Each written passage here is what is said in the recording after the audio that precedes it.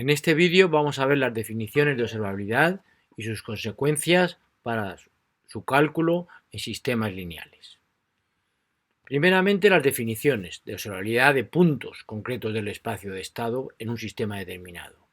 Un punto x sub 0 se dice que es observable en un intervalo de tiempo, t sub 0, t sub 1, si y solo si el hecho de que nosotros partamos desde ese punto inicial y el conocimiento de la entrada y de la salida en todo intervalo de tiempo comprendido entre ese instante inicial y un instante posterior, permite calcular, determinar que realmente habíamos partido del instante inicial x sub 0.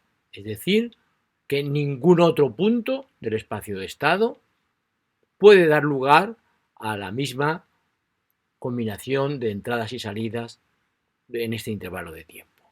Es decir, que es único, que podemos calcular ese punto.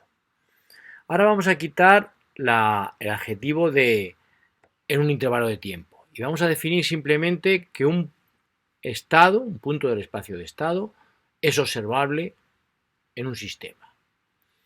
Y diremos que es observable si y solo si, para todo instante inicial t sub 0, existe un intervalo finito de tiempo, t sub 0, t sub 1, en el que ese punto, x sub 0, es observable en ese intervalo de tiempo.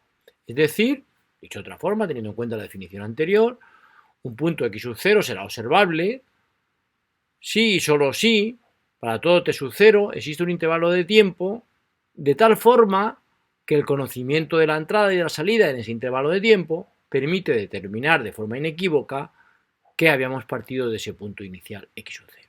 Bueno, ya tenemos las definiciones de observabilidad de un punto en un intervalo y observabilidad de un punto. Vamos a generalizarlo esto para definir la observabilidad de un sistema completo. Y en ese caso diremos que un sistema es observable en un intervalo de tiempo t sub 0 y t sub 1 si todos los puntos de su espacio de estado son observables en ese intervalo de tiempo. Y por otro lado, diremos que un sistema es observable sin poner nada en ningún marco temporal. Diremos que es observable si y solo si todos los puntos de su espacio de estado son observables. Bien, vistas estas definiciones, vamos a ver qué implicaciones tiene en el cálculo de la observabilidad en sistemas lineales. En un sistema lineal, en el cual la salida viene expresada por la ecuación que ya conocemos, esta de aquí,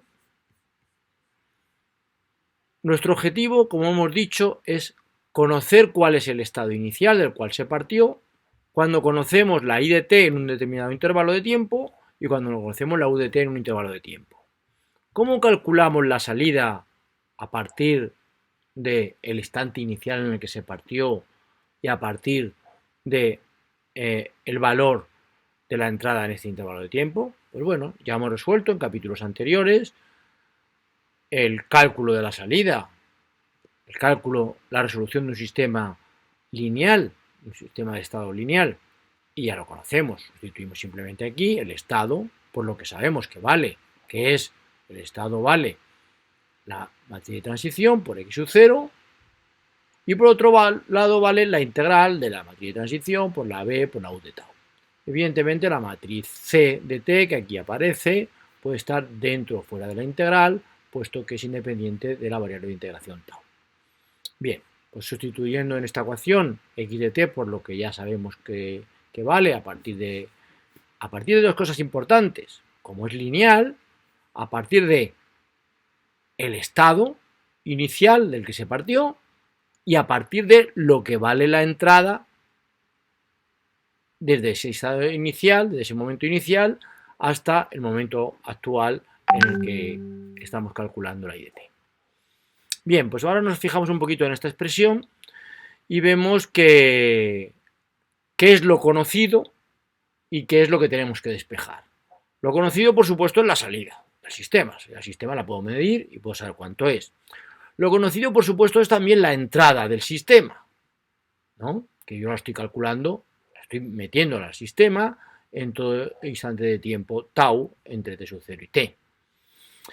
Y es conocido por lo menos de una forma aproximada, o suponemos conocido el modelo del sistema, es decir, suponemos conocida la C, la Phi, la Phi y la B, y también la D. Luego, todo lo que es conocido, todo lo que podemos medir sobre el sistema, es decir, todo lo que depende de la entrada o de la salida, lo pasamos a un lado de la ecuación, dejando en el otro lado de la ecuación lo desconocido, es decir, el instante inicial del cual partimos, x sub 0. Eso es lo que hacemos, ¿vale? Y aquí nos queda i de t menos toda esta integral, menos d por u, y a la derecha dejamos el término que depende del instante inicial del que partimos. Y ahora, repito, todo esto lo podemos medir. Todo esto es la salida menos la parte de la salida que yo puedo calcular porque sé qué entrada le he metido al sistema. Y a todo esto lo vamos a denominar, todo esto que yo conozco, que mido, lo vamos a denominar, como no puede ser de otra manera, lo vamos a denominar la salida cuando la entrada es nula. Evidentemente, esto es la salida a la cual le hemos restado la parte determinada por la entrada, es decir, nos queda cuánto valdría la salida del sistema si la entrada fuera nula. Y evidentemente la salida del sistema, si la entrada fuera nula, depende solamente de las condiciones iniciales de las cuales habíamos partido. Depende de ese término. Y a esta salida cuando la entrada es nula la vamos a denominar como I con un gorro puntiagudo hacia abajo.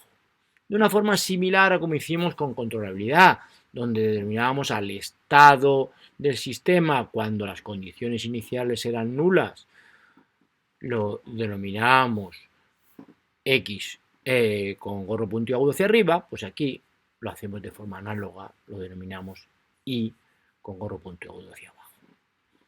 Bueno, y ahora nos tenemos nuestro problema. Esto estamos hablando de sistemas lineales, evidentemente, si no estas ecuaciones no son correctas.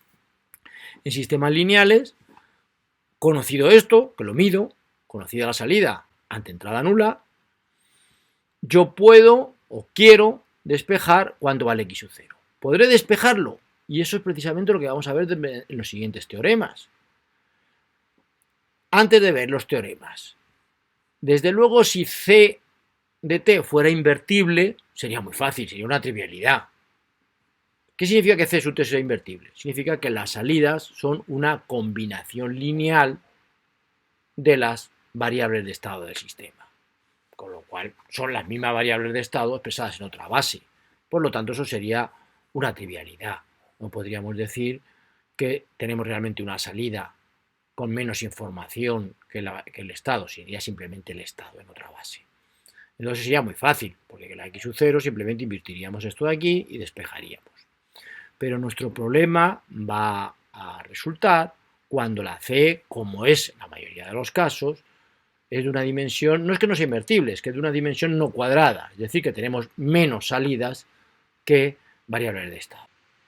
Resumiendo, lo que tenemos como objetivo de la observabilidad de sistemas lineales es el cálculo del estado inicial del cual partió el sistema, conocida la información de la salida ante entrada nula, o bien, lo que es lo mismo, la salida a la que le hemos restado la componente debida a que existía una